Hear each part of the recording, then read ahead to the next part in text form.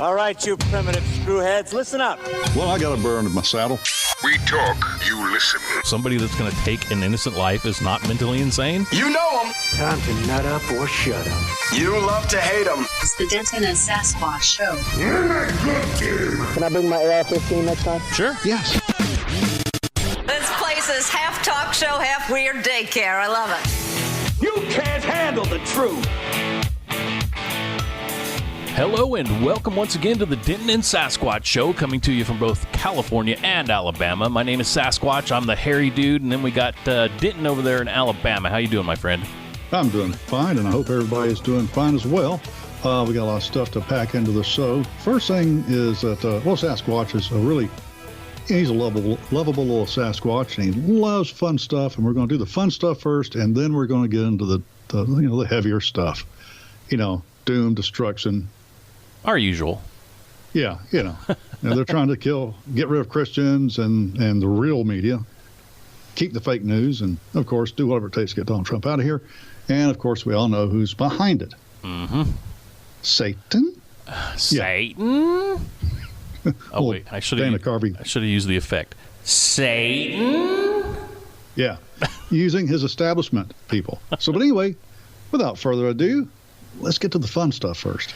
Yeah, sometimes Denton and I can drone on a little bit, so we're going to try to do a little more rapid fire this week and see if people enjoy that any more than us droning on. Yeah. We won't belabor any points today. Well, do you ever take off, go to the store or whatever and leave the sliding door or maybe a window open because it's hot, keep things cooled in the house? No, I don't. No? Never? Never. Well, a lady in Colorado did that, and she came home to find a mountain lion in her house. And that's why I don't do it. The Boulder Police Department said Friday that a mountain lion had managed to break into a local resident's home and killed her house cat before officers and wildlife officials could scare the animal away. Police say the mountain lion was discovered by the homeowner as she came home late Thursday night. According to the report, the mountain lion had managed to push its way through the screen but couldn't get back out of the house. The wild animal reportedly wandered through the two-story home until officers were able to chase it off using non-lethal rounds to scare it out the front door and away from the neighborhood. So you have a mountain lion in the neighborhood. Fortunately, this time it only ate a cat. Yeah, I thought that was kind of weird. I thought they should have tranked it and maybe taken it up in the hills or something. But I guess in Colorado they just say, yeah, shoo, cat, get out of here. Or use not non-lethal force. Yeah, that too. But, I mean, could you imagine that, walking into your house after a long day and you're like, hey, something doesn't seem right. Got to cut back on the food for that cat. Walk around the corner and you see a mountain lion sitting there. What do you say to it? Here, kitty, kitty. I guess so. Speaking of kitties, feminists, they're our favorite, aren't they? Oh, I love them. Well, okay, I found this story on feminism, but I typed in the word feminist go topless because that seems to be like their favorite thing to do, right? Go topless whenever they're protesting. Sure, but hold on. Yes. You're just sitting around the house one day, naked, eating Cheetos, and you decide, hey, let's type in naked feminist. It's almost like you're watching me. That's what I do. I sit around the house naked and eat Cheetos. Okay, Ron White, tell me about this article. No, I found this article, which it'll make sense when I tell you. Okay, so anyways, I typed in feminists go topless. So I find all of these things. Headline, feminists go topless to commemorate October Revolution. Good-looking topless feminist protest Paris Fashion Week. Topless feminist attacks Donald Trump by grabbing him. A feminist cry sexism and demand public nudity. Now, that's what we've heard thousands of times before, right? They demand to be nude in public. Right. Yeah, so they can do these things when they want to. Yes. So this is the article I found that prompted me to look up topless feminist. A feminist group in France has launched a campaign to ban postcards featuring scantily clad women they say are sexist and degrading and contribute to a rape culture. So it's the convoluted thoughts that is causing you angst. Yeah, well, it just seemed kind of hypocritical a little bit. It's like they like to run around naked every chance they get, and I don't mind naked people, but most of the feminists are ugly. But anyway, but that's besides the point. So anyway, they like to run around naked, but then they see these postcards and they say, "Oh, well, you can't have people in bikinis on these postcards because that causes a rape culture." So they can run around naked, but don't look at them because now you're objectifying them. Apparently so. The group Femmes Solidaires, which means Women's Solidarity, urges its 10,000 members to keep an eye out for postcards and report where they are being sold. So this kind of plays into what you were talking about, censorship, but you're going to be talking about a little later. Now, if you find any of these postcards, please let us know their whereabouts. Yeah, in fact, you can contact us at Denton and Sasquatch. Denton and Sass Show at gmail.com. Denton and Sass Show at gmail.com. We have a website called DentonandSasquatch.com. And you can also contact us at prepperforums.net. Just join up and enter the melee. Yeah, you can take a picture with your cell phone and email it to us. That's always good. And just tell us what truck stop is selling these these horrible, horrible postcards so we can get rid of them for them. Yes, the group said the cards portray women as sex objects that can be consumed and thrown away under the pretext of leisure and entertainment. But didn't these women in bikinis pose voluntarily for these postcards? Yes, they did. And aren't these feminists running around with their tops off every chance they get to protest? So why not enough? Apparently so, but I just found that funny. Moving on. California news. Yeah, everybody knows the Real ID Act, right? Everybody's got to get these Real ID driver's licenses, I guess, to travel. Right, so we can all be part of the federal government. Yes, exactly. That's to federalize all of us. Well, California decided that they were going to hold off on it, wait till the very last minute to do it. So now people are going in droves to get them because I think, 2020, it's got to all be done, right? Yeah, but it's not their fault because they are up to their eyeballs trying to get rid of plastic straws. Of course. So anyway, here in California, like my mother had to renew her driver's license the other day, and she had to sit there for 5 hours in the DMV to get her driver's license, and that's with an appointment. So people now trying to get these Real IDs are sitting in lines that are 5 to 7 hours long. Well, I come across this article that California officials at the state capitol seem to have their own private DMV. Well, that way they don't have to get around, the sweaty masses. Of course not. As it turns out, there is a Capitol office in the California Department of Motor Vehicles where these officials can register their cars, renew their driver's license, and apply for the Real ID Act. No wait DMV is in the legislative office building in downtown Sacramento behind an unmarked door with a peephole, which is kind of creepy. What do they have to show to get in there? Knowing California, I can only imagine. Well, I know you're incensed by that. We discussed this before the show, but I just assume that's the way it is because you don't ever see any, government officials, politicians standing in line with the rest of us. No, of course not. But I mean, it just goes to show that they are above. At least they think they are above everybody else.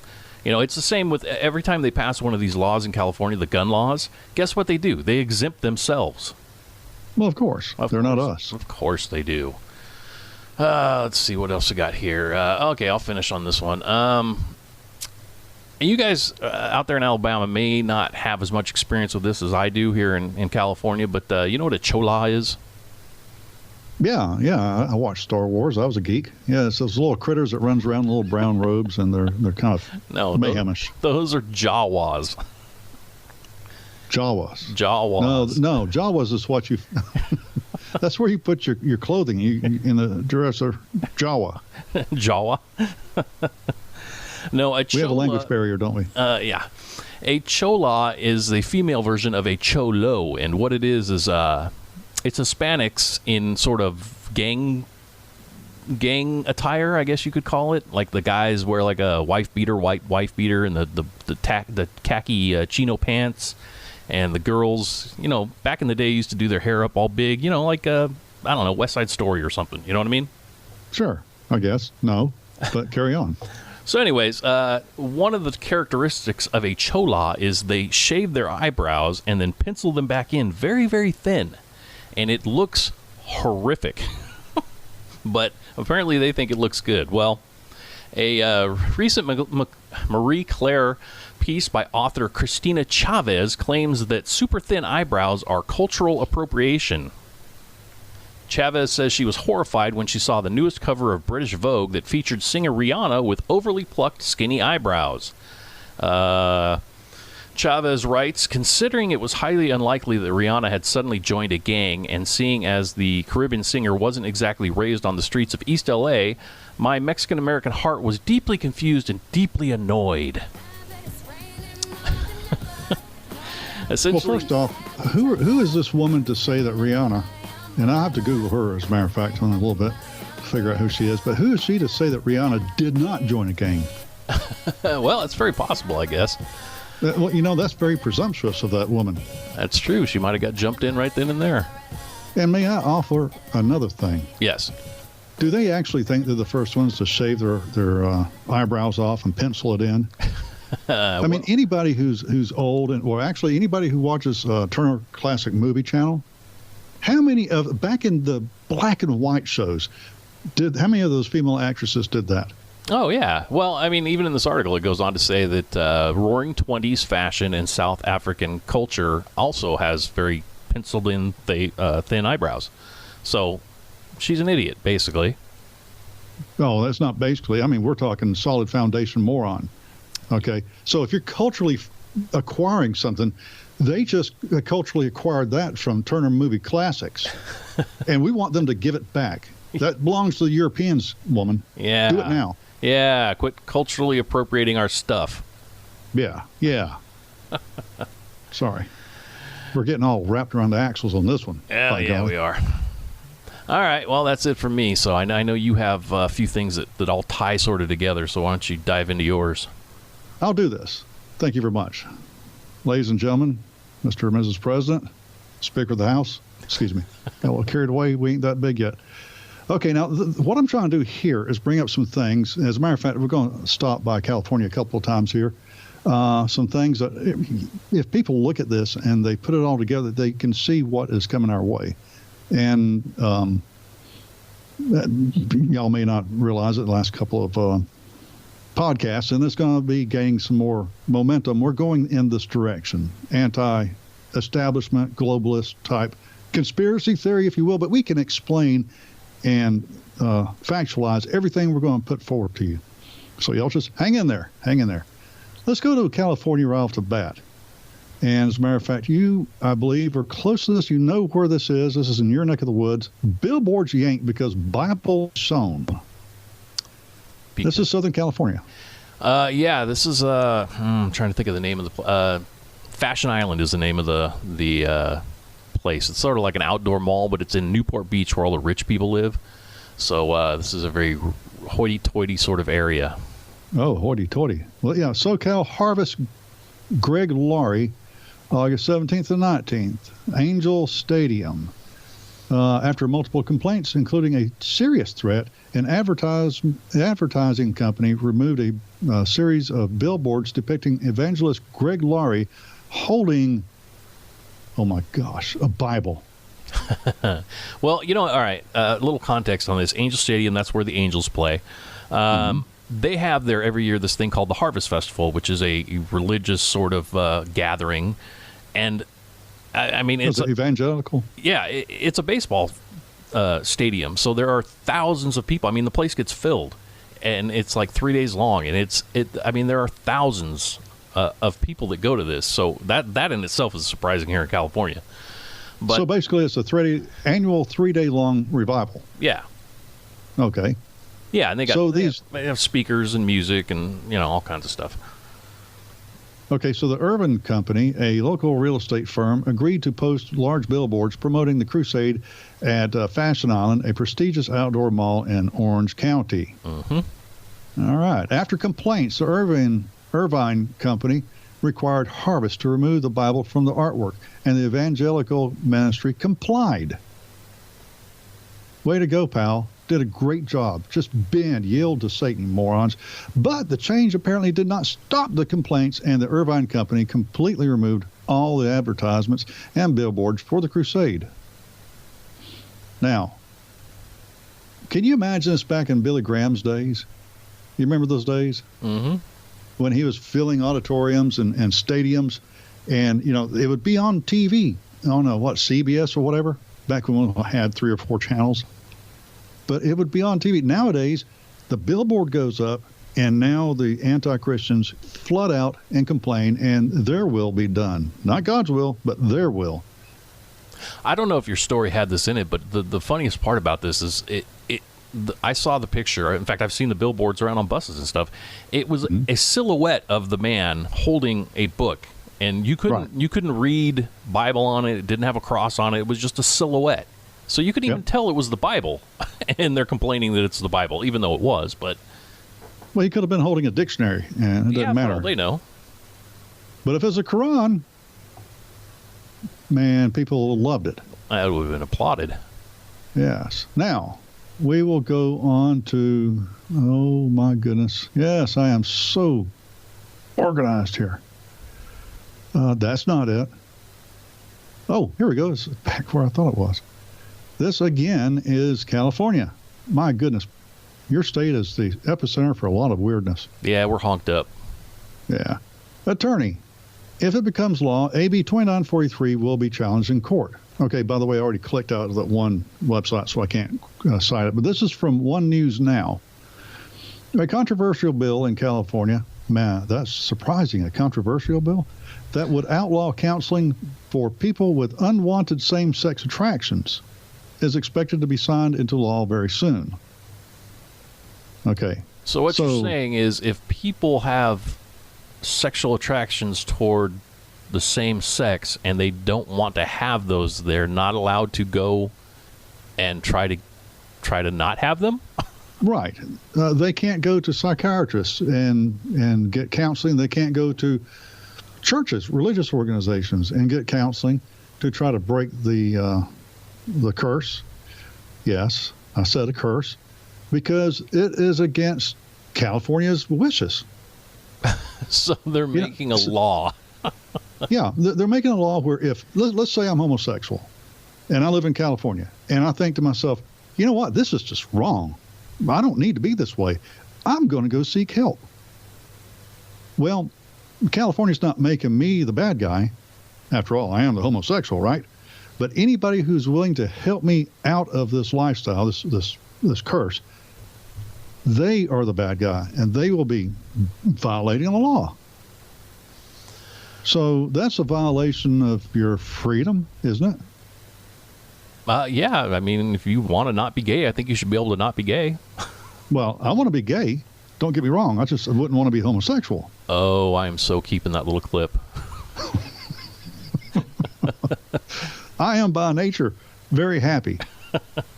I'm always happy. Just ask any of my friends. And if they say otherwise, I'll poke them in the nose. Okay? But, okay, let's read a little thing. It's trying to ban any counseling, even for adults who are struggling with the same-sex attraction or of gender identity. This is by this attorney named Dacos. This makes it illegal for them to get any counseling from either a licensed counselor or an unlicensed counselor, and it even bans conferences by ex-homosexuals, ex-transgenders, or church retreats addressing these issues where people have to pay a fee for food and lodging. I guess if you give them free food and lodging, it's okay. But, okay, again, this is an attack on everything that is, things that are biblical.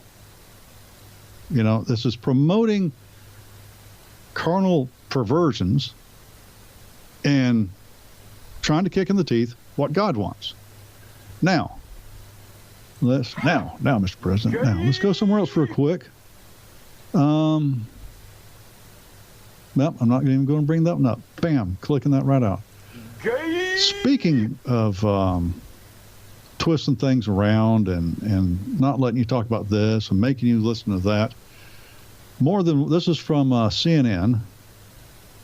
more than 100 newspapers will publish editorials decrying Trump's anti-press rhetoric. Now, if you recall, if you watch YouTube, you remember somebody had did that little video montage of all these local news stations saying the same thing.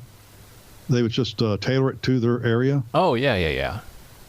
So everybody across the country, all these people are supposed to be local newscasters, are saying the exact same thing, almost as if they're reading it from some kind of national script. Yeah, like they're being told what to say. Like there's somebody who's ultimately in control of the media. But more than 100 newspapers will publish more editorials decrying Trump's anti-press rhetoric.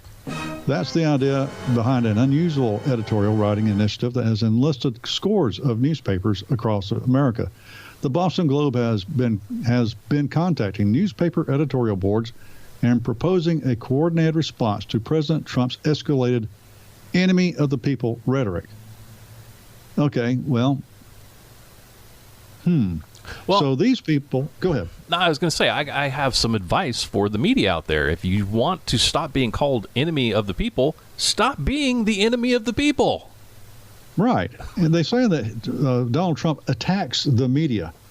He calls you fake news. There's a reason why he calls you fake news. And guess what? Many of us have been calling you fake news for actually decades. Trump is kind of a new guy on this stage here. So you think Trump is actually making us not trust you? Nope. You guys are making us not trust you. And with today's internet capabilities, we can find out that you are big fat liars. Well, you see, what a lot of it is newspaper, people buying newspapers is way down because of the internet now. Also, ratings for news channels is way down. I mean, I know Rachel Maddow and all these people, oh, we're getting great ratings. Well, compared to everything else, no, you're really not. So the news is just in the tank these days, and they need a boogeyman. So they've found Trump to be their boogeyman to say that's the cause of it. And it's really not. It's because people don't trust the media anymore. And here's the reason why we can't trust the media or social media even. We know that Alex Jones and a bunch of other people, a lot of people have been banned from YouTube, Facebook, Twitter, and this kind of stuff that were Christians, they were conservatives. You know, they weren't towing the liberal line. You know, they weren't kowtowing to the fake media. Yes, a lot of them are labeled alt-right. Yes, and I absolutely despise that. Some people would call us alt-right. No, we are conservative constitutionalists. There is a big difference. But here's an example of how they try to control the media, to control the situation. This is through what you can see and hear. Now, I'm sure you heard about the, Charlottesville, the annual, they had that protest last year, and that woman was killed, and when that car hit her. Oh, yeah. Well, they had another one today. And I'm sorry, been kind of busy. I don't know how it came out. They may have had to nuke the whole damn town as far as I know. But you've heard of the Proud Boys, right? Yeah, I have.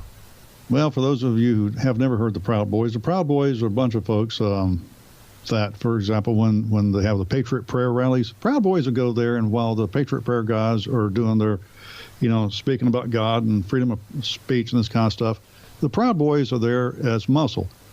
When the Antifa, and I hate even call them anti-fascists, but when the Antifa, they are fascists, start to attack and they continue to do this, then the Proud Boys will step in and knock somebody out.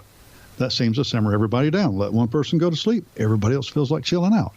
However, to make sure that Gavin McInnes and the Proud Boys can't say anything about what's going on, to, in other words, get their sobbing story out about today, Twitter suspended Proud Boys and Gavin McInnes' accounts ahead of the Unite the Right rally.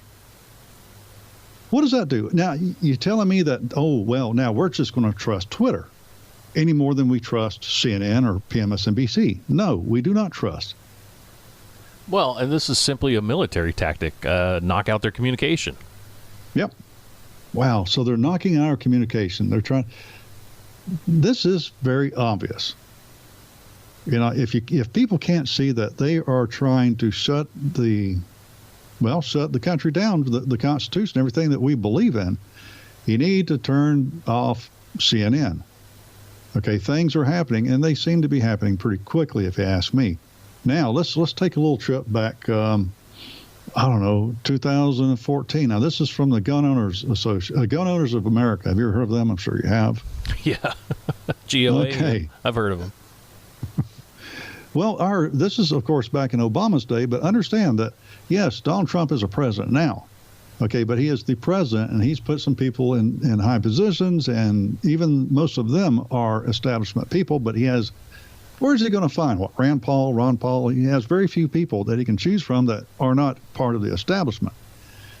But now, you go deeper into everything from CIA to FBI to DHS, all these organizations, you've got people that are career government workers in there, and they don't want their little apple cart to be upset. And this article from GOA is talking about, attention gun owners, your government considers you to be a potential terrorist. Virginia, 2004. Fully a decade ago, in 2004, and I understand that's just 14 years now, the Virginia State Police released a law enforcement presentation entitled Terrorism, Awareness and Prevention. After discussing various types of terrorist attacks, the report began to list types of terrorist groups. First was Islamic extremists, such as Al-Qaeda and Hamas, but then the report began to discuss extremist groups in the United States. This is where it gets interesting. Among the extremist ideologists listed, sandwiched between the Aryan nations and the Black Panthers are gun rights, constitutional issues, judicial system, loss of sovereignty. Well, it just so happens that we at Gun Owners are concerned about these issues. How suspicious it might seem to our rulers that there are American citizens who are interested in having them abide by the Constitution and respect our Second Amendment rights. Indeed, the report points to various suspect groups as ones which the police have paid particular attention, such as anti-government groups. And we all know when they say anti-government groups, they're talking about, for example, the NRA, the GOA, even the Constitution Party, okay? Anti-abortionist activists, those people who believe in the sanctity of life. Christians. By golly, Sass, did you realize that you're not just a danger because you're a Sasquatch, but also because you're a Christian? You might lay hands on somebody. Who knows? Oh, I've laid hands on a few people. Now, it goes on to Missouri 2009. They had basically the same thing. They include the modern militia movement. Of course, anybody who's considers themselves part of the militia, as the Second Amendment would describe us, you're now a terrorist. Also, Christians, abortionists, anti-abortionists, anti-immigration people. Here's some groups. The Constitution Party, I mentioned a minute ago, Campaign for Liberty, the Libertarian, Ron Paul, Chuck Baldwin, and Bob Barr. Well, you could have made this a lot easier and just said anybody that doesn't agree with the left. Pretty much, yeah. Yeah, now they kind of they pulled this, and Missouri said they think the situation was regrettable. But it was only regrettable to Missouri because people found out about this.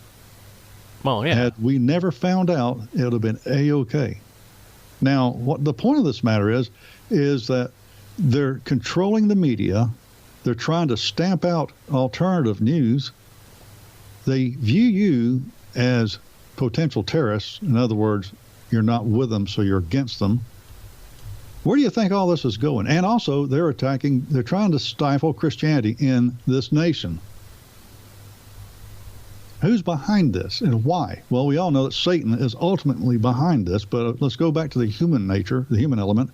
These people want control. They've been promised control and wealth from their God, Satan.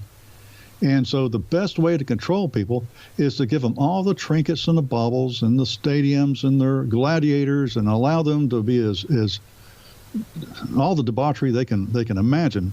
And these people will be sedate, and they are malleable. But those of us who understand real freedom, real liberty, and where it's derived, we are the threat.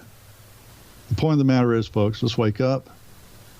Like, if you can, start your website. If you can, make your podcast, YouTube. We need to flood everything and get all this information out. Well, even more grassroots than that. I mean, talk to your friends at work, talk to your neighbors, see how everybody feels about this stuff. And if they're uninformed about it, inform them. You mean actually talk to people in person? Yeah, a long time ago, decades ago, there was this thing called communication before there was Twitter and Facebook, and where people actually talk to each other. Yeah, that's how you catch diseases and colds and flus and stuff. Hey, speaking of that, real quick, I was driving the other day, and I come up to a stoplight. These two guys roll up next to me, in their maybe mid-20s. They get up to the stoplight. As soon as they get to the stoplight, they both whip out their phones and start scrolling through their phones, not saying a word to each other. I'm thinking, you guys can't talk to each other in the car? You have to look and see what, was on Twitter or Facebook? I just thought, we are doomed. We are, in fact, doomed. That's horrible. Yeah, you see people at restaurants doing the same thing. They're disconnected from the fellow. And I was only kidding about talking to people and, face to face, although I was not kidding about colds and flus. But, yeah, you see people in restaurants and everywhere, rather than talking to each other, they're playing on the phones. My folks were telling me that somebody in church today, they had to tell me about it because I wasn't there, but somebody in church pulled out their phone and started scrolling through their phone during the sermon. Now, my parents are in their 80s, so, they were appalled by this. Well, I'm trying to wrap my head around why would you go to church if you're not going to listen to what they're saying? Because they were supposed to be there. I guess so. You know how that goes. Well, how much time have we been blasting through stuff? Wow, almost 30 minutes exactly. Well, that's a perfect time to cut it off. That's all I've got to say. Just now, everybody realize that they are out to get you. You're not being paranoid. They're out to get you. But what you need to do is arm yourself with information, fight back. I ain't talking about guns and knives and bows and arrows and sticks and stones. I'm talking about words. So if we do not, we are doomed as a nation and as a world. So that being the case, Sasquatch, what should we do? Drink up. See y'all next week if we're still around.